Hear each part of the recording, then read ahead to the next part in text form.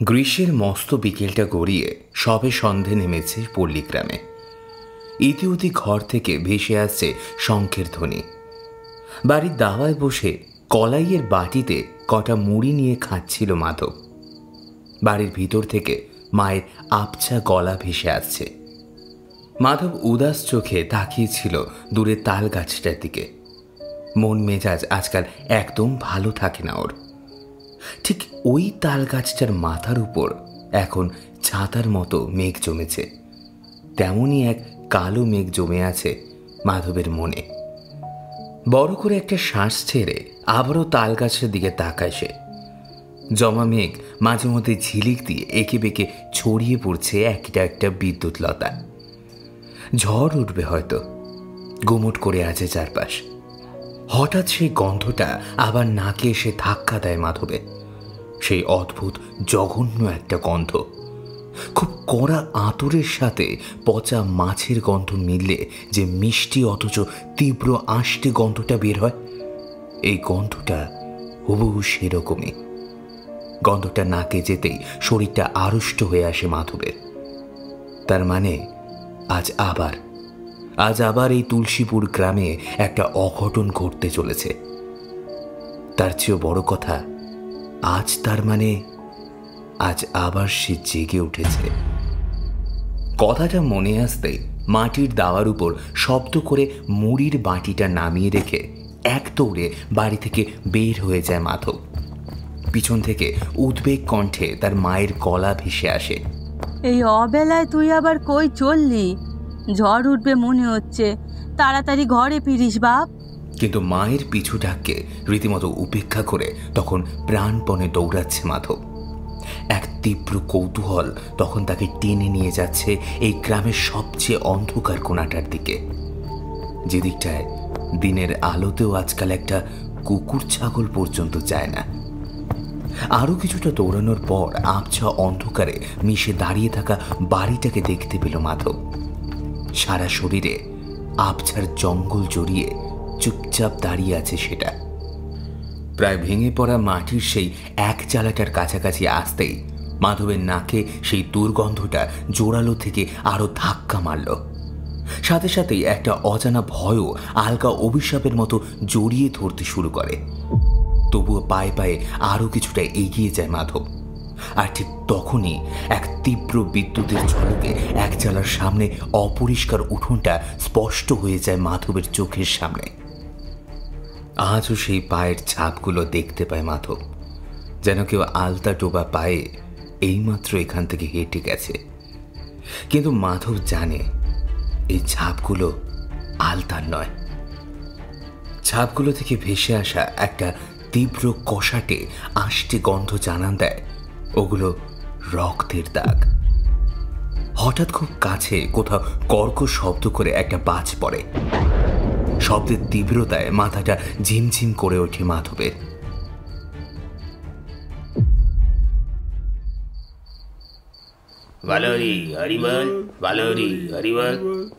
হরিধ্বনি দিতে দিতে গণপতি অধিকারী মৃতদেহটা তুলসীপুর গ্রামের শ্মশান চত্বরে নামিয়ে রাখে শ্মশান বন্ধুর দল। সন্ধে প্রায় হয়ে এসেছে। মেঘের ভারে আকাশটা নেমে এসে প্রায় শ্মশানের সামনে দিয়ে বয়ে চলা গঙ্গায় গিয়ে মিশেছে। মনে হয় ঝড় উঠবে। ওরে শুনছিস, গড়িমসি ঝেড়ে ফেলে একটু তাড়াতাড়ি হাত চালা সব। ঝড় এলো বলে তাড়াতাড়ি সব মিটিয়ে ফেলতে পারলে বাঁচি। চিতার কাঠ সাজাতে থাকা ছেলেগুলোকে তাড়া দিয়ে ওঠেন গ্রামের মোড়ল হারাধন ঘোষাল। এমনিতে সাধারণ কোনো গ্রামবাসীর গতি হলে মোড়ল মশাই স্বয়ং শ্মশানে আসেন না, কিন্তু এই হারাধন অধিকারী হলেন গিয়ে ওনার ভাইয়ের শ্বশুর মশাই। কুটুম বলে কথা, অগত্যা ইচ্ছে না থাকলেও তাকে আজ আসতেই হলো। কথা শেষ করে শ্মশানের ঝাঁকড়া গাঁপ গাছটার তলায় বেজায় মুখে বসে একটা বিড়ি ধরান মোড়ল মশাই। অদূরে চালিতে শোয়ানো আপাতমস্তক ঢাকা মরাটার দিকে একবার তাকিয়ে নিয়ে মুখ ঘুরিয়ে গঙ্গার দিকে তাকান তিনি। এর মধ্যেই এলোমেলো হাওয়া শুরু হয়েছে। নদীর খোলা জলে পাক খাচ্ছে ছোট ছোট ঢেউ। ঝুলে পড়া আকাশের কালো মেঘ চিরে ঝলসে ওঠা বিদ্যুৎ শটান এসে মিশে যাচ্ছে নদীর জলে। আবহাওয়ার বেগতিক দেখে মনে মনে মোড়ল মশাই বিড়বিড় করে বলে ওঠেন, এখন তো এই পুড়ে মরা একটা মৃতদেহ, তাই আবার আকাশ ভেঙে ঝড় আসছে। আর যে কি কপালে আছে উপরলাই জানে। মোড়ল হারাধন ঘোষালের কুটুম্ব এই গণপতি অধিকারী আজ সকালে অপঘাতে মরেছে। হুকুর জ্বলন্ত টিকে কখন যে তার পরনে ধুতির উপর পড়ে গিয়েছিল তা গণপতি অধিকারী 4 কুড়ি পেরোনোর ঘোলাটে দৃষ্টি ধরতেই পারেনি। ফলস্বরূপ পুড়ে প্রায় ঝামা হয়ে গেছে বুড়ো। চালিতে শোয়ানো বুড়োর গুটিয়ে এতটুকু হয়ে আসা দেহটা একটা কাপড়ে পুতুলির মতো দেখাচ্ছে যেন। চালি যখন প্রায় সাজানো হয়ে এসেছে ঠিক তখনই আকাশ ভেঙে হুড়মুড়িয়ে নেমে পড়ে বৃষ্টি, সাথে পাগল হাতির মত্ত ক্রোধের ন্যায় উত্তাল ঝড়। তখনকার মতো হাতের কাজ মুলতুবি রেখে যে যার মাথা বাঁচানোর জন্য ব্যস্ত হয়ে পড়ে সবাই। প্রায় দৌড়ে গিয়ে সকলে আশ্রয় নেয় শ্মশানের অদূরে এক পোড়ো মন্দিরের দাওয়ায়। মন্দিরটা পরিত্যক্ত। এখান থেকে দেবী মূর্তি বহু আগেই সরিয়ে নিয়ে নতুন মন্দিরে প্রতিষ্ঠা করা হয়েছিল। এখন কেবল নরবরে মন্দিরের কাঠামোটা দাঁড়িয়ে আছে কঙ্কালের মতো। প্রায় ঘন্টা 3 পরে ঝড় বৃষ্টি কমলে সকলে আবার ফিরে আসে শ্মশানে। তারপর তাড়াতাড়ি সব ক্রিয়াকর্ম সেরে ভিজে ঢোল হয়ে যাওয়া মরাটাকে চিতায় তুলে দেওয়া হয়। জ্বলন্ত চিতার দিকে এক মনে তাকিয়েছিলেন মোড়ল হারাধন ঘোষাল। নরেনের কোনো সাড়া শব্দ পাওয়া যাচ্ছে না দেখে বিরক্তি মুখে তাচ্ছিলের গলায় ঘোষাল মশাই বললেন, ও বেটাকে ডেকে আর লাভ নেই, ভয়ে চোটে গায়ে ফিরে গেছে মনে হয়। এখন অযথা চেঁচামেচি করে কিচ্ছু হবে না। দেখো গে যাও, সে ছোঁড়া এতক্ষণে পান্তা খেয়ে শুয়ে পড়েছে হয়তো। যত সব বীর পুরুষ। চিতা যখন প্রায় নিভু নিভু হয়ে এসেছে তখন আচমকাই একটা ভয়ার্ত চিৎকারে কেঁপে ওঠে প্রায় নির্জন শ্মশানটা। প্রায় সকলেই দৌড়ে যায় ওই চিৎকারকে লক্ষ্য করে। নদীর প্রায় ধার বরাবর ঘন ঝোপঝাড়, আর সেখানে অজ্ঞান হয়ে পড়ে আছে সনাতন অধিকারী, মৃত গণপতি অধিকারীর মেজ ছেলে। আর তার অদূরেই পড়ে আছে একটা দগ্ধ বিকৃত মৃতদেহ। এই দেহ যে পুরো গণপতি অধিকারীর এ বিষয়ে কোনো সন্দেহ নেই। তাহলে চিতায় যে চলছে সে তবে কে? হ্যালো এভরিওয়ান, আমি দিবেন্দু দাস রয়েছি আপনাদের সাথে বঙ্গকথা ইউটিউব চ্যানেলে। আপনাদের সবাইকে স্বাগতম জানাই। আমাদের চ্যানেলের নিয়মিত গল্পগুলোকে শুনতে আজই সাবস্ক্রাইব করে দিন আমাদের ইউটিউব চ্যানেলকে। আজ আপনারা শুনবেন লেখিকা অনন্যা দেব রায়ের কলমে গ্রাম বাংলার একটি ভূতের গল্প, ঝড়ের রাত ভালো নয়। বেশি সময় নষ্ট না করে শুরু করছি আজকের গল্প। রক্তমাখা পায়ের ছাপগুলোর দিকে তাকিয়ে আতঙ্ক আর বিস্ময়ে স্তব্ধ হয়ে দাঁড়িয়ে রইল মাধব। সম্মিত ফেরে একটা তীব্র বজ্রঘাতের শব্দে চমকে উঠে আকাশের দিকে মুখ তুলে তাকায় সে। ঝড় শুরু হয়ে গেছে। এলোমেলো বাতাসের চারপাশ উত্তাল। এই দুর্যোগে বাড়ি ফেরা প্রায় অসম্ভব। এটা বুঝতে পেরে এইবার বেশ চিন্তিত হয়ে পড়ল মাধব। এখন মাথা গোজার ঠাঁই বলতে এই পোড়া এক চালাখানা, কিন্তু ওটার ভিতরে ঢোকা কি ঠিক হবে? কিংকর্তব্য বিমূঢ় ভাবে খানিক এদিক সেদিক চোখ ঘোরাতে উঠোনের একপাশে মস্ত নিম গাছটার তলায় শ্যাওলা মাখা কুয়োটার দিকে চোখ পড়ে মাধবে। আর সাথে সাথেই একা তীব্র আতঙ্কের তীর যেন সজোরে এসে আমুলে বিঁধে যায় মাধবের বুকের বাঁ পাশে।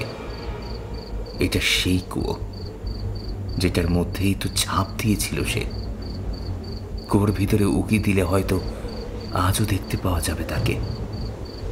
চিন্তাভাবনার মাঝে বৃষ্টি জল এসে গায়ে পড়তে শুরু করেছে তার, বড় বড় ফোঁটা, যেন ক্রুদ্ধ কোনো দানব ভীষণ ক্ষোভে বালতি বালতি জল ঢেলে দিচ্ছে আকাশ থেকে।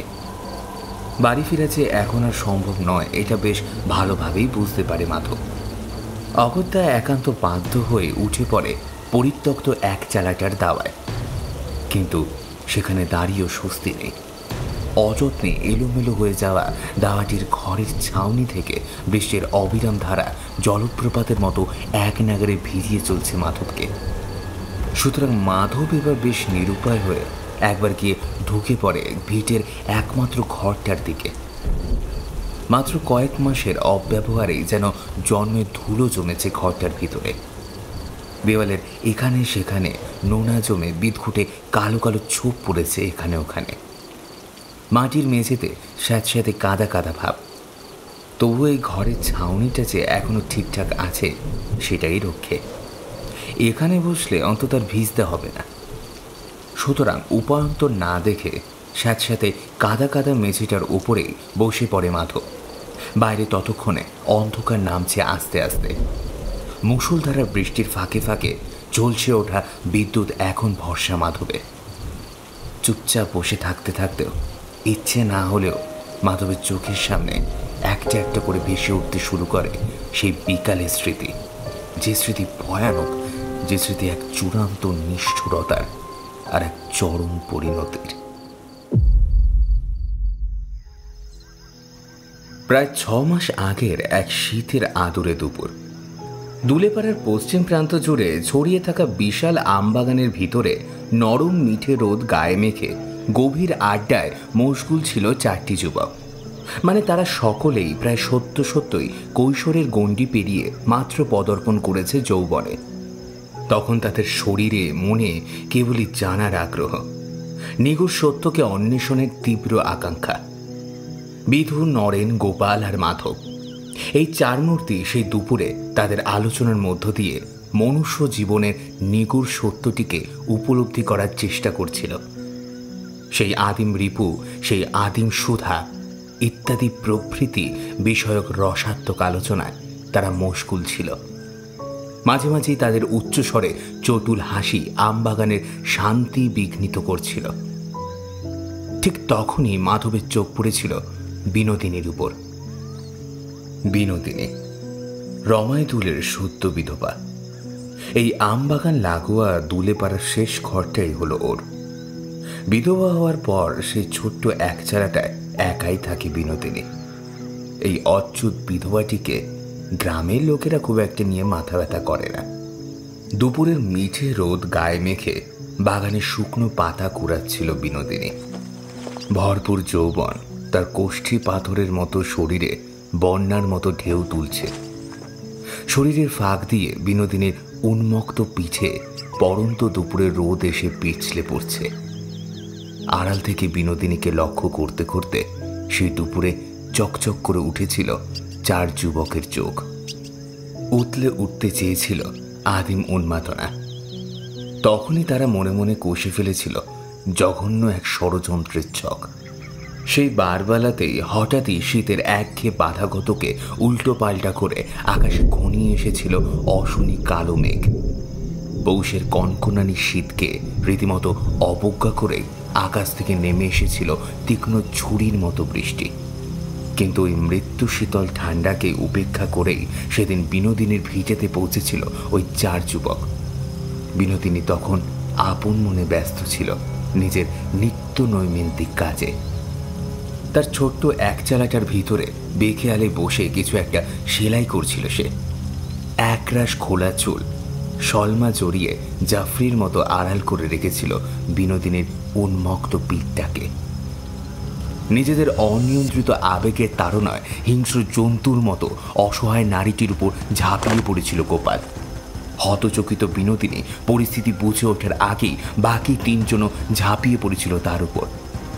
লোভাতুর লম্পটের মতো আছড়ে কামড়ে অস্থির করে তুলেছিল বিনোদিনীকে। কিন্তু এই অসহায় পরিস্থিতিতেও ভয় পায়নি মেয়েটা। বিষাক্ত সাপতের মতো হেসে বলে উঠেছিল, ছেড়ে দে বলছি, তোদের ভালো হবে না, এই বলে দিলুম। বিনোদিনীর তেজ দেখে খ্যাক খ্যাক করে বিশ্রী হেসেছিল নরেন। তারপর কামুক গলায় বলেছিল, ভালোই হবে, তবে তবে তোর নয়, আমাদের। নরেনের কথা শুনে বাকিরাও হেসে উঠেছিল। বিনোদিনীর প্রায় খসে আসতে চাওয়া আঁচল শক্ত করে টেনে ধরে বিধু বলেছিল, তোর বুড়ো বরটা তো কবেই টেসে গেছে, তুই হলে গিয়ে একা মেয়ে মানুষ, এত তেজ দেখাচ্ছিস কেন? তবে এমনিতেই তো তোরা অচ্যুত, গায়ের অর্ধেক মানুষ তো তোর ছায়াও মারায় না। কিন্তু দেখ, আমরা সেই সব ভুলে তোর সেবা নিতে এসেছি। তবে এমন বেমাল তো হুজ্জুতি করছিস কেন? মাধব বরাবরই ভীতু প্রকৃতির, তাই সে বন্ধুদের সাথে তাল মিলিয়ে কথা বলতে পারছিল না ঠিকই, কিন্তু 4 জোড়া বলিষ্ঠ হাতের বাঁধনের মাঝে কাটা পাঁঠার মতো ছটফট করতে থাকা বিনোদিনীর আধা উন্মুক্ত শরীরে মাঝে মধ্যে হাত বুলিয়ে নিতে অবশ্য কুণ্ঠাবোধ করেনি সে। জানোয়ারের দল, লজ্জা নেই তোদের? একটা বেধবা মেয়ে মানুষের উপর জুলুম করছিস? আমি কিন্তু চিৎকার করে লোক ডাকবো। বিধুর মুখের উপর একতলা থুতু ছিটিয়ে বলেছিল বিনোদিনী। প্রত্যুত্তরে বিনোদিনীর গালে সপাটে একটা চড় মেরেছিল বিধু। তারপর রাগে গড়গড় করতে করতে বলেছিল, এই দুর্যোগে কেউ তো চিৎকার শোনার জন্য বসে নেই, আর শুনলেই বা কি? আমরা কাউকে ডরাই নাকি? বিনোদিনী তখন প্রায় কার্যত বিধ্বস্ত। তার ঠোঁটের কোনা বেয়ে গড়িয়ে পড়া রক্ত চিবুক ছাড়িয়ে গলার দিকে নামছে ততক্ষণে। চুলগুলো সাপের ফোনার মতো ছড়িয়ে আছে তার মুখের চারপাশে। ভয়ানক ক্রোধে ফুলে ফুলে উঠছে নাকের পটা। কিন্তু ক্রোধ যতই থাকুক, এই 4 জন্তুর সাথে শক্তির লড়াইয়ে যে তার হার নিশ্চিত, এই শাশ্বতটা বুঝতে তার বেশিক্ষণ সময় লাগেনি। কিন্তু পরাজয়ের শিকার মনে হয় তার রক্তে ছিল না। সুতরাং ততক্ষণ যে মনের গহীনে ভেজে নিয়েছিল তার মুক্তির সূত্র, শুধু অপেক্ষা করছিল উপযুক্ত সময়ে। বিধাতা হয়তো একান্ত দায় পরায়ণ হয়েই সেই সুযোগটা এনে দিয়েছিল বিনোদিনীর হাতে। হঠাৎই খুব কাছে কোথাও একটা বাজ পড়েছিল কর্কশ শব্দে। ভীষণ সেই শব্দে মুহূর্তকালের জন্য অন্যমনস্ক হয়ে পড়েছিল 4 জন উন্মত্ত যুবক। আর সেই সুযোগেই বিধুর হাতে একটা মোক্ষম কামড় বসিয়েছিল বিনোদিনী। হতবম্ব বিধু কিছু বুঝে ওঠার আগেই মাধবকে ধাক্কা মেরে তীরের বেগে বিনোদিনী ছুটে বেরিয়ে গিয়েছিল ঘরের ভিতর থেকে। তারপর মুষলধারে বৃষ্টিকে বিন্দুমাত্র তোয়াক্কা না করে এক লাফে নেমে গিয়েছিল উঠানে। কামাতুর উন্মাদ 4 যুবকেও যেন সঙ্গে সঙ্গে পিছু নিয়েছিল তার। আর তাদের চোখের সামনেই উঠোনের ধারের কুয়োটার দিকে ঝাঁপিয়ে পড়েছিল বিনোদিনী। ঠিক কতক্ষণ যে সেই অবিরাম কনকনে বাড়িধারার মাঝেই স্থানুর মতো দাঁড়িয়েছিল ওই 4 যুবক, তা তাদের নিজেদেরই খেয়াল নেই। মাত্র কয়েকটা ঘন্টার মধ্যে যে এমন কিছু ঘটে যেতে পারে তা যেন বিশ্বাসই করতে পারছিল না তাদের 4 জন। তবে ওই 4 জনের মধ্যে প্রথম সম্মিত ফিরেছিল মাধবেরই। হয়তো ভয়ের তাড়নাতেই সে সচকিত হয়ে বলেছিল, এইবার কি হবে? বিধু বরাবরই বেশি ডাকাবুকো। মাধবের প্রশ্নে সে ঘর ঘর গলায় বলেছিল, কিচ্ছু না, হিমাগি মরলে কি আর বাঁচলে কি, একে নিয়ে গায়ের মানুষের কিছুই এসে যায় না। কথাগুলো বিধু আত্মবিশ্বাসের সাথে উচ্চারণ করেছিল ঠিকই, কিন্তু তার গলার কাঁপুনিটা মাধব ঠিকই শুনতে পেয়েছিল। কিন্তু সেই কাঁপুনি ভয়ে নাকি শীতের টাসে সেটা ঠিক বুঝতে পারেনি। বিধু অবশ্য সেদিন ভুল কিছু বলেনি, সেটা দিন কয়েকের মধ্যেই বুঝতে পেরেছিল মাধব। কারণ দুলেপাড়ার এক কোণার বাসিন্দা বিধবা বিনোদিনী যে বেশ কয়েকটা দিন ধরে নিখোঁজ, সেই ব্যাপারটা গায়ের মানুষ খেয়ালই করেনি। একটা আস্ত জলজ্যান্ত মেয়ে যে ঠিক কতটা অচ্ছুত, কতটা মূল্যহীন, তার পরিমাপটা একটা গোটা গ্রামের মানুষ উপেক্ষা দিয়ে বুঝিয়ে দিয়েছিল মাধবকে। সেই ঘটনার মাসখানেক কেটে যাওয়ার পরেও নিখোঁজ বিনোদিনীকে নিয়ে গায়ের বিন্দুমাত্র হেলদোল দেখা গেল না। ওরা 4 জন হাফ ছেড়ে বাঁচল, কিন্তু একমাত্র মাধবী পুরোপুরিভাবে নিশ্চিত হতে পারেনি। একটা খটকা বিষাক্ত সূচের মতো বারবার খোঁচা দিচ্ছিল তাদের মনে। তার বারবার মনে হচ্ছিল বিনোদিনীর মরাটা নিশ্চয়ই এতদিন জলের মধ্যে পচে ঢোল হয়ে ফুলে উঠেছে, তবে তো সেটা দিয়ে তীব্র দুর্গন্ধ বের হওয়ার কথা। অথচ দুলেপাড়ার থেকে তেমন কোনো খবর কিন্তু আসেনি। কিন্তু তা কেমনভাবে সম্ভব? তারপর আস্তে আস্তে দিন এগোচ্ছিল তার নিজের ছন্দে।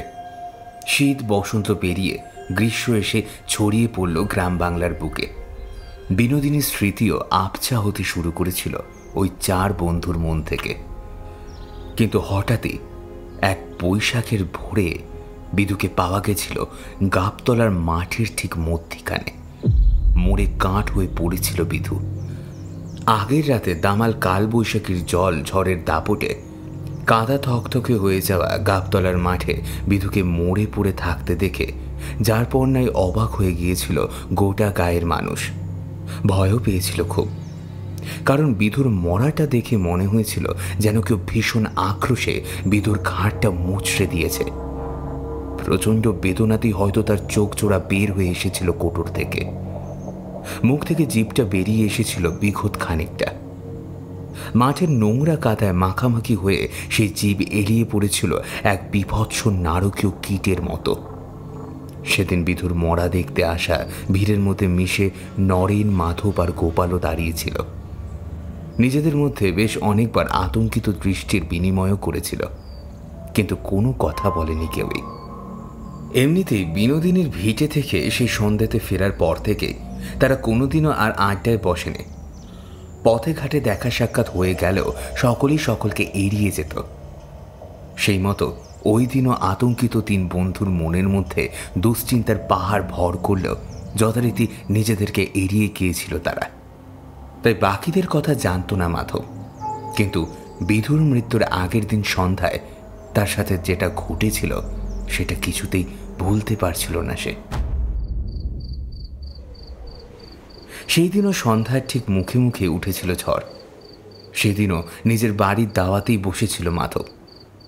আর সেদিনই প্রথম ওই মিষ্টি অথচ তীব্র আষ্টে গন্ধটা প্রথম ধাক্কা দিয়েছিল মাধবের নাকে। হঠাৎই গাঁটা গুলিয়ে উঠেছিল তার, বন্ধ হয়ে আসতে চাইছিল শ্বাস। একটু স্বস্তির আশায় এসে দাঁড়ালো বাড়ির সদরে। তারপরে যে ঠিক কী হয়েছিল সেটা আজও মনে করতে পারে না মাধব, কারণ তার যখন সম্মিত ফিরেছিল সে তখন নিজেকে আবিষ্কার করেছিল বিনোদিনীর সেই পরিত্যক্ত ভিটের উঠোনে। সম্মিত ফিরতেই তীব্র আতঙ্কে ছটফট করে উঠেছিল সে। নিজের অজান্তেই তার চোখ জোড়া গিয়ে স্থির হয়ে গিয়েছিল উঠোনের একধারে অবস্থিত ওই কুয়োটার দিকে।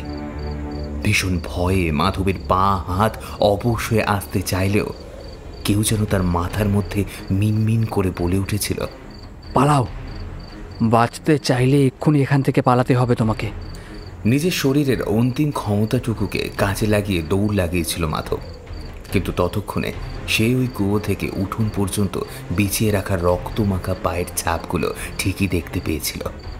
যেন কেউ সত্য সত্য রক্তাক্ত পায়ে কুয়োর পেট থেকে উঠে উঠোন পার করে এক্ষুনি গেছে ভিটের দিকে। সেই রাতে নিজের বাড়ি ফেরার পরে মাধব সব বিষয়টা বুঝতে না পারলেও পরের দিন বিধুকে মৃত অবস্থায় দেখতে পেয়ে সবটা জলের মতো স্বচ্ছ হয়ে গিয়েছিল। সে বুঝতে পেরেছিল আগের সন্ধ্যায় বিধুকে মারতে কুয়োর অতল থেকে উঠে এসেছিল স্বয়ং বিনোদিনী। 7-5 ভাবনার মধ্যেই কখন যেন ঘুমটা ধরে গিয়েছিল মাধবের। তন্দ্রাটা কাটে কে যেন এক অস্বস্তিতে। চোখ কুচলে বাইরের দিকে তাকায় সে। ঝড়ের বেগ বেশ কিছুটা কমে এলেও বৃষ্টি কিন্তু এখনো অবিরাম। বৃষ্টি স্নাত সূর্যটা ডুবে গেছে অনেকক্ষণ আগে। আকাশ জুড়ে এখন কেবলই লালচে মেঘের তাণ্ডব। বিরক্তি মেশা অসহায়ভাবে বাইরের দিক থেকে মুখ ঘুরিয়ে ঘরের ভিতরের দিকে তাকায় মাধব, আর সাথে সাথে ভীষণভাবে চমকে ওঠে। ওর যে সামান্য দূরে মেঝের উপরে কে যেন একটা বসে আছে না, কিন্তু এই ভিটে তো এখন পরিত্যক্ত, কেউ থাকে না তো এখানে। তবে কে বসে আছে ওখানে? তাছাড়া মাধব যখন এই ঘরে ঢুকেছিল তখন এখানে সে ছাড়া আর কেউ তো ছিল না। তবে এই মানুষটা কখন আসলো? মাধব যখন ঘুমিয়ে পড়েছিল তখন কি কেউ তারই মতো বৃষ্টি থেকে বাঁচার জন্য ঢুকে আশ্রয় নিয়েছে? এমন অন্ধকারে মিশে বসে আছে লোকটা যে তাকে ঠিকমতো চেনাও যাচ্ছে না। চোখ কুচকে আগন্তুকের দিকে ভালো করে তাকায় মাধব। কেমন যেন চেনা চেনা অবয়বটা। মাত্র কয়েক মুহূর্তের ভেতরে একটা আবছা অন্ধকারেও লোকটাকে চিনতে পেরে যায় মাধব। এ তো বিধু, সেই বিধু যে কিনা মাসখানেক আগেই মরে গিয়েছিল গাবতলার মাঠে। সে এখন এখানে বসে, কিন্তু তা কিভাবে সম্ভব? মাধব আরো খেয়াল করে ঘরের ভিতরে হঠাৎ যেন অনেকগুলো জোনাকি এসে ঢুকেছে। কিন্তু সত্যি কি ওগুলো জোনাকি? কারণ ঘরের এখানে সেখানে জ্বলতে থাকা হলদেটে আলোগুলো জোনাকির মতো মিটমিট নয়, একেবারে স্থির। আর প্রতিটা হলদেটে আলোর মাঝখানে একটা করে কালো বিন্দু, যেন অনেকগুলো চোখ হাওয়ায় ভেসে ভেসে নিষ্পলকভাবে লক্ষ্য করছে মাধবকে। ওই হলদেটে ভাসমান চোখগুলো থেকে চুইয়ে আসা অল্প আলোতে এখন বিধুকে স্পষ্টভাবে দেখতে পাচ্ছে মাধব। সেই শেষ দিনে দেখা বিধুর মরার সাথে আজকে মাধবের সামনে বসে থাকা বিধুর বিন্দু মাত্র অমিল নেই। সেই জল কাদা লেপে যাওয়া জামা কাপড়, সেই মুচড়ে গিয়ে প্রায় নিজেরই বাঁ কাঁধের উপর বিচ্ছিরিভাবে ঝুলে পড়া নড়বড়ে মুন্ডু, সেই কোটর থেকে বের হয়ে আসা বিস্ফারিত গোলাকার বিভৎস দুটো চোখ, আর বুক পর্যন্ত ঝুলে পড়া কাদা মাখা জিভ। কিন্তু তফাৎ হলো আজ হাসছে বিধু। শব্দহীন সেই হাসির বেগে তার মুখ থেকে ঝুলে পড়া জিভটা বারবার কিলবিল করে কেঁপে কেঁপে উঠছে। তীব্র সেই হাসির বেগে বিধুর মুখের দুপাশে গাল চিরে ছড়িয়ে পড়ছে তার দুই কাদা মাখা ঠোঁট। গাল থেকে বের হয়ে আসা রক্ত আর ঠোঁটের কাদা মিশে এক বিশ্রী দুর্গন্ধময় থকথকে তরল গড়িয়ে পড়ছে বিধুর দু কোষ থেকে। ঠিক যেন ওই দিন উন্মত্ত বিধুর জ্বর খেয়ে রক্ত গড়িয়ে পড়েছিল বিনোদিনী ঠোঁটের কোণা থেকে। কথাটা মাথায় আসতেই পড়ি কি মরি করে এক দৌড়ে উঠোনে গিয়ে দাঁড়ায় মাধব। মাথায় তখন তার একটাই চিন্তা, যে করেই হোক এই ভিটে থেকে তাকে পালাতেই হবে, এবং সেটা এক্ষুনি। তাড়াতাড়ি সদর দরজার দিকে এগোয় মাধব, কিন্তু বিধিবাম বৃষ্টি ভেজা উঠোনটা শ্যাওলা জমে পিচ্ছিল হয়ে আছে, আর তাতেই পা পিছলে সেই কুয়োটার পাশে গিয়ে আছড়ে পড়ে সে। এই সেই কুয়ো যেটার ভিতরে আজও ডুবে আছে বিনোদিনীর মৃতদেহটা। এই সেই কুয়ো যেটার ভেতর থেকে কেউ যেন একটা উঠে এসে রক্তমাখা পায়ে পায়ে হেঁটে যায় কোনো এক অজানার উদ্দেশ্যে, ঠিক যেমন করে আজ গেছিল। মাধব মনে মনে ভয় পেয়ে বলে, আচ্ছা, সে কি এখন ফিরে এসেছে? শত দুশ্চিন্তার মধ্যেও এই প্রশ্নটা হঠাৎই খেলে যায় মাধবের মনে, আর পরক্ষণেই মাধব তার প্রশ্নের উত্তরটা পেয়ে যায়। মাধব বুঝতে পারে সে ফিরে এসেছে, কারণ ততক্ষণে মাধব দেখতে পেয়েছে বিনোদিনীকে। ওই কুয়োটার অতল থেকে একটু একটু করে উঠে আসছে বিনোদিনী, যেন কোনো অদৃশ্য সিঁড়ি যেটা কিনা কুয়োর গা বরাবর নেমে গিয়েছে শটান নরকের দিকে। সিঁড়ি বেয়ে যেন উঠে এসেছে মৃত বিনোদিনী। সেই ভীষণ ক্রোধ ফুলে ওঠা নাকের পটা, সেই এলোমেলো ঝাঁকড়া ঝাঁকড়া চুল, সেই ঠোঁটের কোণা থেকে গড়িয়ে পড়া রক্ত। সেদিন দেখা বিনোদিনীর সাথে আজকের বিনোদিনীর বিশেষ কোনো তফাৎ নেই, কিন্তু মাত্র দুটো তফাৎ আছে, ভয়ানক দুটো তফাৎ। আজকের বিনোদিনীর চোখ দুটো কেবলই কালো, যেন কোনো অভিশপ্ত জাদু বলে তার চোখের মণিটা বড় হতে হতে ছেয়ে ফেলেছে সাদা অংশটাকে। আর একটা মারাত্মক তফাৎ দেখা দিয়েছে বিনোদিনীর সেই সুন্দর কোচকানো চুলে। মেয়েটা সেই লম্বা লম্বা কালো চুলগুলো আর নেই, সেই জায়গায় কিলবিল করছে শত সহস্র কিউটে। কুচকুচে কালো সাপতগুলো অবাধ্যভাবে ফনা তুলে উঠে দাঁড়িয়ে আছে বিনোদিনীর মাথার চারপাশে। বিষাক্ত মুকুটের মতো ঘিরে আছে বিনোদিনীর মুখমণ্ডলকে। আর দাঁড়িয়ে থাকতে পারছে না মাধব। জ্ঞান হারিয়ে লুটিয়ে পড়ার আগে সে দেখতে পেয়েছিল সেই কিউটের দলগুলো যেন আস্তে আস্তে এগিয়ে আসে তারই দিকে, তাকেই লক্ষ্য করে। পরের দিন সকাল থেকে গোটা তুলসীপুর গ্রাম এসে প্রায় জড়ো হয়েছিল চণ্ডী মণ্ডপে। গত সন্ধ্যায় শ্মশান ঘাটে যে ঠিক কী ঘটেছিল আর কীভাবেই বা তা ঘটল, সেটা এখনো পর্যন্ত কেউই ঠিক বুঝতে পারছে না। বোঝা তো অনেক দূরের বিষয়, স্বয়ং মোড়ল মশাই পর্যন্ত এখনো ঠিকঠাকভাবে বিশ্বাসই করতে পারছে না। অথচ সবটাই হয়েছে বলতে গেলে তার প্রায় চোখের সামনে। বিস্ময় বিমূঢ় হয়ে তিনি চুপ করে বসে বসে থেলো হুকোটায় টান দিচ্ছিলেন ঘর ঘর করে। ঠিক ওনার পাশটিতে পাংশু মেরে বসে আছেন কবিরাজ নকুল বিশ্বাস। পুরোহিত ভবতারণ চাটুর্যে উপস্থিত আছেন সেই আলোচনা সভাতে। তিনিই প্রথম চিন্তিত গলায় বললেন, মানে ওই ব্যাপারটা কি হলো সেইটাই তো এখনো বুঝে উঠতে পারলাম না মোড়ল মশাই। কি হলো বলুন তো ব্যাপারটা। মুখ থেকে হুকোটা নামিয়ে রেখে একটা বড় শ্বাস ছেড়ে মোড়ল মশাই বললেন, আরে এই কথাটা আমিও তো বুঝতে পারছি না। আমরা তো গতকাল বিকেলে কুটুম মশাইয়ের দেহ নিয়ে শ্মশানে গেলুম। তারপর সেখানে দেহ নামিয়ে রেখে ছেলেপুলেরা ব্যস্ত হয়ে পড়ল চিতা সাজানোর কাজে, আর আমি একটু বিশ্রাম নেওয়ার উদ্দেশ্যে বসলুম একটা গাব গাছের তলায়। ঝড় তখনও না উঠলেও তখন অল্প অল্প হাওয়া বইছিল, তাই ছেলেরা বেশ তাড়াহুড়ো করছিল চিতা সাজানোর কাজে। আমি হলপ করে বলতে পারি যে ওই নরেনও তখন সকলের সাথে মিলে ওই কাজই করছিল। আমি তখন স্পষ্ট দেখেছিলাম তাকে। কিন্তু তারপরেই হঠাৎ করে আকাশ ঝমঝমিয়ে বৃষ্টি নামলো, আর আমরাও সকলে পরিমরি করে ছুটলাম মাথা বাঁচাতে। এরপর প্রায় ঘন্টা তিনেক পরে দুর্যোগ থামলে আমরা সকলে ফিরে আসি। আবার এসে দেখি কুটুম মশাইয়ের দেহটা তেমনই পড়ে আছে, কোথাও কোনো অসঙ্গতি ছিল না। তো ছেলেরা আবার চিতা সাজায়, তারপর কুটুম মশাইকে চিতায় তুলে আগুন দেওয়া হয়। তারপর আমরা কাছেই বসে চিতা নেভার অপেক্ষায় ছিলাম। আর তখনই গয়লা বাড়ির সিধু প্রথমে খেয়াল করে যে নরেন নেই। সেবার কয়েক ডাকাডাকিও করে, কিন্তু কোনো ফল হয় না। তারপর সনাতন, মানে কুটুম মশাইয়ের মেজ ছেলে, তার বাবার দলা পাকানো মরাখানা দেখতে পেয়ে ভয়ে মুচ্ছ যায়। তার চিৎকার শুনে আমরাও গিয়ে দেখি সে ভয়ানক দৃশ্য। ঠিক তখনই আমাদের মনে সন্দেহ হয় যে চিতায় যে পুড়ছে সে তবে কে, তবে সে যে নরেনি, সেই সন্দেহ আমাদের সকলের মনেই তখন দানা বাঁধতে শুরু করেছে একটু একটু করে। তারপর নতুন করে চিতা সাজিয়ে কুটুম মশাইয়ের গতি করে গায়ে ফিরে রাতেই নরেনের ঘরে গিয়ে খোঁজ করতে বুঝতে পারি যে আমাদের সন্দেহ একেবারে নির্ভুল, কারণ সে আমাদের সঙ্গে শ্মশানে গেলেও আর ফিরে আসেনি। একটানা এতগুলো কথা বলে চুপ করে গেলেন মোড়ল মশাই। চণ্ডীমণ্ডপে উপস্থিত প্রতিটা মানুষ তখন আতঙ্কে নির্বাক।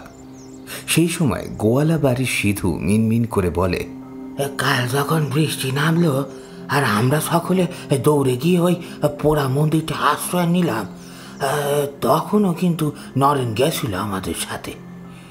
তারপর বেশ অনেকটা সময় সে আমার পাশেই বসেছিল, দু একটা কথাও হয়েছিল আমাদের সাথে। তারপর জোলো বাতাস আমরা একটু ঢুলুনির মতো ঘেসে গিয়েছিল। হঠাৎই কানের খুব পাশে একটা হাওয়ার ঝটকা লাগায় আমার তন্দ্রাটা কেটে যায়।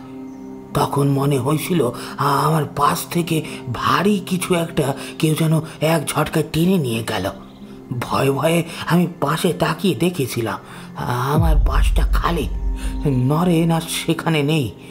তখন ভেবেছিলাম জলের ছিটেতে হাত থেকে বাঁচতে অন্য কোথাও বসতে গিয়েছে, কিন্তু শ্মশানে ফিরে গিয়েও তাকে আর দেখতে না পেয়ে একটু চিন্তা হয়েছিল আমার, তাই তো ডাকাডাকি করেছিলাম। সিধু চুপ করতে ভবতারণ বললেন, তুই বলতেটা কি চাইছিস? হ্যাঁ, নরেনকে কেউ তোর পাশ থেকে টেনে নিয়ে গেছে? তা নরেন কি ওই ছাগল ছানা নাকি যে কেউ টুপ করে তুলে নিয়ে চলে যাবে? আর যদি তাই হয় তবে ওই সে কি তখন ওই বোবা হয়ে গেছিল নাকি? হ্যাঁ, কেউ তাকে টেনে নিয়ে গেলে সে চাচাবে না? ভবতারণ মশাইয়ের কথাতে সমর্থন করে গায়ের টোলের পণ্ডিত রাখাল সরকার কিছুটা ব্যঙ্গ করেই বললেন, এটা কি সুন্দরবন নাকি রে সিধু? এখানে তো আর বাঘ নেই যে সে এসে নরেনকে টেনে নিয়ে চলে যাবে। তাছাড়া কেউ তাকে মেরে গণপতি খুঁড়োর চালিতে শুইয়ে দিয়ে গেছিল, একইভাবে চাদর চাপা দিয়ে গেছে আবার। এটা তো আর কোনো জানোয়ারের পক্ষে সম্ভব না। পণ্ডিত মশাইয়ের কথার উত্তরে সিধু কি যেন একটা বলতে যাচ্ছিল, কিন্তু পারল না, কারণ হঠাৎই সেখানে এসে কবিরাজ মশাইয়ের সামনে আছড়ে পড়ে ভীষণ কান্নাকাটি জুড়ে দিল সদাশিব নন্দী। সদাশিব বয়সে প্রৌঢ়, তাই গ্রামের সম্পূর্ণ চাষি হিসাবে তার বেশ সম্মান। এই হেন সদাশিব নন্দী এমন কান্নাকাটি কেন করছে সেটাই চণ্ডীমণ্ডপে উপস্থিত কারোর বোধগম্য হল না। অগত্যা মোড়ল মশাই বেশ বিস্ময়ের গলায় তাকে প্রশ্ন করল, আরে সদাশিব, ব্যাপার কি? এমন কান্নাকাটি করছো কেন? কিছু বিপদ আপদ হলো নাকি? মোড়ল মশাইয়ের কথায় কিঞ্চিত সামলে নিয়ে সদাশিব নন্দী ভাঙা ভাঙা গলায় বলল, বিপদ নয় তো কি মোড়ল মশাই, এ যে মস্ত বিপদ। কাল বিকালে যখন ঝড় উঠেছিল তখন আমার ছোট ছেলে মাধব হঠাৎ করে কোথায় যেন চলে গেছিল। তারপর থেকে সে আর ফেরেনি। দুর্যোগ থামবার পর আমার বাকি দুই ছেলে তাকে বিস্তর খোঁজাখুঁজিও করে, কিন্তু তার কোনো হদিশ পাওয়া যায়নি। গোটা রাতটা আমাদের ভারী দুশ্চিন্তার মধ্যে দিয়েই কেটেছে। তারপর আজ ভোরে মাধবের মা উঠান ঝাঁট দিতে গিয়ে মাধবকে দেখতে পায়। ছেলেটা আমার অজ্ঞান হয়ে পড়েছিল উঠোনের মাঝখানে, ভিজে চুপচুপে হয়ে পড়েছিল ছেলেটা। মাধবের মায়ের চিৎকার শুনে আমরা সকলে বের হয়ে তাকে দেখতে পাই। তড়িঘড়ি ছেলেকে উঠিয়ে নিয়ে গিয়ে খোঁজে তুলি। ঘণ্টাখানেক পর তার জ্ঞান ফেরে, আর তখনই আমরা কিছু বুঝতে পারি যে কিছু একটা গন্ডগোল হয়েছে। ছেলেটার মুখ চোখ কেমন যেন বদলে গেছে, একটি কথাও বলছে না, আমাদের কারোকে চিনতে পারছে না। গায়ে ধুম জ্বর। এখন একমাত্র কবরেজ মশাই বাঁচাতে পারে আমার ছেলেটাকে। সদাশিব নন্দীর কথায় তখনকার মতো চণ্ডীমণ্ডপের জমায়েত ভেঙে যায়। কবিরাজ নকুল বিশ্বাস তাড়াতাড়ি নিজের বাক্সটা নিয়ে সদাশিবের সাথে যাত্রা শুরু করে। পিছু পিছু কয়েকজন গ্রামবাসীও তাদের সঙ্গ নেয়। সদাশিব নন্দীর ভিটেতে পৌঁছাতেই শিক্ষক মশাই বুঝতে পারেন যে গতি খুব একটা সুবিধার নয়। মাধবের অবস্থা মোটেই ভালো নয়। তবে ছেলেটা কিন্তু অসুস্থ নয়, বরং ভীষণ এক অস্বাভাবিকতায় যেন অভিশাপের মতো গ্রাস করছে মাধবকে। তার চোখগুলো কেমন যেন বড় বড় হয়ে গেছে কোনো এক জাদু বলে, আর সেই বড় বড় চোখগুলো একেবারে কালো। সাদা অংশটা প্রায় দেখাই যাচ্ছে না। এক রাতেই বিশ্রী লালচে ছোপ ধরেছে তার মাধবের সারা গায়ে। দাঁতগুলো যেন কিরকম হয়ে গেছে। আর সবচেয়ে আশ্চর্যের বিষয় হলো, বহু চেষ্টা করেও মাধবের হাতের নারীর সন্ধান পেল না কবিরাজ। মাধবের হাত যেন কোনো মৃত মানুষের হাত। অথচ ছেলেটা যে দিব্যি বেঁচে আছে সে কথা তো বলাই বাহুল্য। কবিরাজ মশাই তার 30 বছরের কবিরাজি জীবনে এমন অদ্ভুত রোগী খুব একটা দেখেননি। মনে মনে প্রচণ্ড আতঙ্কিত হলেও দু একটা ওষুধ দিয়ে তিনি বের হয়ে আসেন সদাশিব নন্দীর বাড়ি থেকে। কারণ ততক্ষণে তিনি বুঝতে পেরে গেছেন যে কোনো ওষুধেই মাধব আর কখনই সুস্থ বা স্বাভাবিক হবে না। তবে কবিরাজ মশাই যদি ভালো করে লক্ষ্য করত তাহলে দেখতে পেতেন মাধবের কেবল দাঁতেই লালচে ছোপ ধরেনি, তার দু হাতের নোকের ভিতর জমাট বেঁধেছে শুকিয়ে যাওয়া রক্ত। তুলসীপুর গ্রামের পুরোহিত ভবতারণ চাটুর্যের সেচনাতে গোপালের মনে বেশ কয়েকদিন যাবৎ দুশ্চিন্তার মেঘ ভর করে আছে। তার কেবলই মনে হচ্ছে এক ভয়ানক যেন বিপদ ওত পেতে আছে তার জন্য। প্রথমে বিধু মরল অপঘাতে, তারপর নরে। তাদের যে কে মারল সেটা ঠিক আজও বোঝা যায়নি, কিন্তু বিধুকে যে নিষ্ঠুরতার সাথে হত্যা করা হয়েছে সেটা কি আদবে কোনো মানুষের পক্ষে সম্ভব? তারপর নরেনের কথাই ধরা যাক। অতগুলো লোকের মাঝখান থেকে কেউ কিভাবেই বা উঠিয়ে নিয়ে যেতে পারে নরেনকে? তারপর তাকে হত্যা করল গণপতি অধিকারীর মরার জালিতে শুইয়ে দিয়ে। তাছাড়া এত কাণ্ড ঘটল কিভাবে? এত কাণ্ড ঘটে গেল, কেউ সামান্যতম টের পর্যন্ত পেল না। এরপর মাধবের কথাই ধরা যাক। শোনা যাচ্ছে মাধব নাকি পাগল হয়ে গেছে। অবশ্য গ্রামের লোকেদের মতে মাধবকে ভূতে পেয়েছে, কারণ আজকাল নাকি গায়ের বিভিন্ন বাড়ি থেকে গরু বাছুর প্রায় উধাও হয়ে যাচ্ছে। তারপর সেগুলো ছিন্ন ভিন্ন অবস্থায় পাওয়া যাচ্ছে গ্রামের বাইরের ভাগাড়ে। পুপ্পাড়ার নেপাল দত্ত কিছুদিন আগে বলেছিল সে নাকি মাধবকে একটা ভাগাড়ের কাছে কাঁচা মাংস খেতে দেখেছে নিজের চোখে। নেপাল অবশ্যই বার মাতাল, দড়ি দেখতে সাপ দেখে, তাই তার কথায় তেমন কেউ একটা আমল দেয়নি। তবুও গোপালের বিশ্বাস নেপাল ঠিকই দেখেছে, মাধবকে সত্যি ভূতে ধরেছে, বিনোদিনীর ভূত। সে শীতের বিকেলে তারা যারা যারা বিনোদিনীর ঘরে গিয়েছিল তাদের মধ্যে 2 জন মরে গেছে, আর একজনকে ভূতে পেয়েছে। এখন বাকি আছে কেবল সে। কথাটা মনে আসতেই ভয়ে ভয়ে চারপাশটা একবার দেখে নেয় গোপাল। গভীর রাত এখন, বাইরে ভরা শ্রাবণ মাসের বৃষ্টি ঝরে চলেছে অবিরাম। আজ যেন কিছুতেই ঘুম আসতে চাইছে না গোপালের। হ্যারিকেনের আলোটাকে অল্প উস্কে দিয়ে তক্তাপোষের উপর উঠে বসে গোপাল। মনে মনে স্থির করে যে খুব তাড়াতাড়ি তাকে এই গ্রাম ছেড়ে চলে যেতে হবে।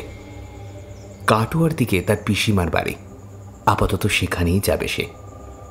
কারণ যতদিন বিপদ এই গ্রামের ভিতরে আছে এখানে থাকা যাবে না। তাই একটাবার এই গ্রামের বাইরে চলে যেতে পারলেই সে বিপদমুক্ত। কথাটা মনে আসতেই অল্প যেন স্বস্তি পায় গোপাল। পাশ ফিরে শুয়ে পড়ে আবার। হয়তো একটু ঘুম ঘুমও এসে পড়েছিল, কিন্তু হঠাৎই গায়ের উপর কি যেন পড়ায় আচমকা চোখ খুলে যায় তার। কিন্তু না তাকালেই বোধহয় ভালো হতো, কারণ এখন তার আঁখি পটে জল জল করছে নরেনের মুখ। কিন্তু নরেন কিভাবে আসবে তার ঘরে? সে তো কবেই মরে গেছে। হ্যারিকেনের টিমটিমে আলোতে নরেনের মুখটা স্পষ্টভাবে দেখতে পাচ্ছে গোপাল। নরেনের মুখে একটা অদ্ভুত বিকৃতি ঘটেছে। তার ঠোঁট দুটো ফুলে গেছে বিচ্ছিরিভাবে, আর সে দুটোর রং এখন কালচে লাল, যেন নরেনের সারা শরীরের রক্ত এসে জমা হয়েছে তার দুটো ঠোঁটে। মনে হচ্ছে রক্তের ভারে ফুলে ওঠা সেই ঠোঁটগুলো অল্প নাড়াতেই হয়তো এক্ষুনি সেখান থেকে গড়িয়ে পড়বে কিছুটা রক্ত। ভয়ার্ত চোখে নরেনের দুটো ঠোঁটের দিকে এক দৃষ্টিতে তাকিয়েছিল গোপাল। তাকে ওইভাবে তাকিয়ে থাকতে দেখে খুব কষ্ট করে হলেও ঠোঁট মুচড়ে অল্প হাসে নরেন। আর সত্যি সত্যি সেখান থেকে চলকে উঠে কিছুটা রক্ত শটান পড়ে গেল গোপালের মুখের উপর। এইবার তীব্র আতঙ্কে বিছানার উপর ছিটকে বসে গোপাল, আর সাথে সাথেই দেখতে পায় মাধবকে। কিন্তু এ কোন মাধব? তার চোখ দুটো কোথায় গেল? ছেলেটার অক্ষি কঠোর জুড়ে জমে আছে কেবলই তলা পাকানো অন্ধকার। গোপালকে লক্ষ্য করে এইবার একটা হাত তোলে মাধব, কিন্তু এ কি? মাধবের হাতের আঙুলগুলো নেই, তার জায়গায় কিলবিল করছে কতগুলো কতগুলো কেউটে শাবক। আতঙ্কে তখন গোপালের হৃৎপিণ্ডটা এক লাফে এসে ঠেকেছে তার আলচিপের পিছনে। দম বন্ধ হয়ে আসতে চাইছে তার। হঠাৎ এইবার গোপালের চোখ সামনে এসে দাঁড়ায় বিধু। ঘাড় মটকানো জীব বের হয়ে আসা সেই বিভৎস চেহারার বিধু যেন তার বের হয়ে আসা চোখ দিয়ে গোপালকেই দেখছে। হঠাৎই বিধুর লম্বা হয়ে ঝুলে আসা জীবটা জীবন্ত হয়ে কিলবিল করে ওঠে। তারপর সেটা আস্তে আস্তে এসে ছোঁয় গোপালের মুখ। এই অবস্থাতে গোপাল বুঝতে পারে একটু আগে নরেনের ঠোঁট থেকে চুইয়ে পড়া রক্তটাই চাটছে সে। হঠাৎই শব্দ করে ফেটে যায় ঘরে রাখা হ্যারিকেনটা। সেটা নিভু নিভু পলতের আলোয় গোপাল দেখে নরেন, বিধু আর মাধব হাসছে তার দিকে। হাসির দমকে কেঁপে কেঁপে উঠছে তাদের শরীরগুলো, অথচ তারা সকলেই হাসছে মেয়েলি গলায়। জ্ঞান হারানোর আগেই সেই খিলখিল হাসিটা চিনতে পারে গোপাল। এটা এটা বিনোদিনীর হাসি। পরের দিন আবারও গোটা তুলসীপুরে এসে জড়ো হয় ভবতারণ চাটুর্যের ভিটে। কেউ আবারও গত রাতে এসে মেরে ফেলেছে ওনার সেজ নাতি গোপালকে। বড় নির্মম হয়েছে সেই মৃত্যু। চরম আক্রোশে ছিন্ন ভিন্ন করে দেওয়া গোপালের শরীরটা, তার মাথাটা কেউ উপড়ে নিয়ে আলাদা করে ফেলেছে ধর থেকে। আর সবচেয়ে আশ্চর্যের বিষয় হলো, এমন দানবীয় অত্যাচার সহ্য করার সময় গোপাল ছিল একেবারে নিশ্চুপ। গ্রামবাসী যখন এই ভয়াবহ হত্যালীলা নিয়ে রীতিমতো আতঙ্কিত, তখন আরও একটা মর্মান্তিক খবর আসে সদাশিব নন্দীর বাড়ি থেকে। আজ সকালে নাকি তার ছোট ছেলে মাধবকেও মরে পড়ে থাকতে দেখা গেছে। কিন্তু আশ্চর্যের বিষয় হলো, মাত্র এক রাতেই নাকি পচে গলে গেছে মাধবের দেহটা, যেন মাসখানেকের বাসি মরা। খবরটা শুনেই চমকে যান কবিরাজ নকুল বিশ্বাস। তার মনে পড়ে যায়, মাসখানেক আগে যখন তিনি মাধবকে দেখতে গিয়েছিলেন, তখন তিনি তার হাতের নাড়ির স্পন্দন পাননি। তার মানে কি ছেলেটা সেদিনই মরে গেছিল? তবে এতগুলো দিন তার শরীরকে বাস করেছিল কে? একটানা বৃষ্টির পর আজ আবার রোদ উঠেছে। সারাটা তুলসীপুর গ্রাম ঝলমল করছে সেই রোদের আলোতে। দুলেপাড়ার এক কোণে সেই পরিত্যক্ত একচালাটা অপরিষ্কার উঠোনটা আজ ঝকঝকে রোদে ধুয়ে যাচ্ছে। আজ যদি কেউ একবার এসে উঠোনটার পাশের কুয়োটার ভিতরে উকি দিয়ে দেখত, তবে সে দেখতে পেত কুয়োর কালো জলে সদ্য ফোটা পদ্মের মতো ভাসছে প্রাণহীন বিনোদিনী। মৃত্যু কাঠিন্যের পরিবর্তে বিনোদিনীর মুখে খেলা করছে একটা অপার তৃপ্তি। আর সবচেয়ে আশ্চর্যের বিষয় হলো, মৃত্যুর 6 মাস পের হয়ে গেলেও বিন্দুমাত্র পচন ধরেনি বিনোদিনীর শরীরে।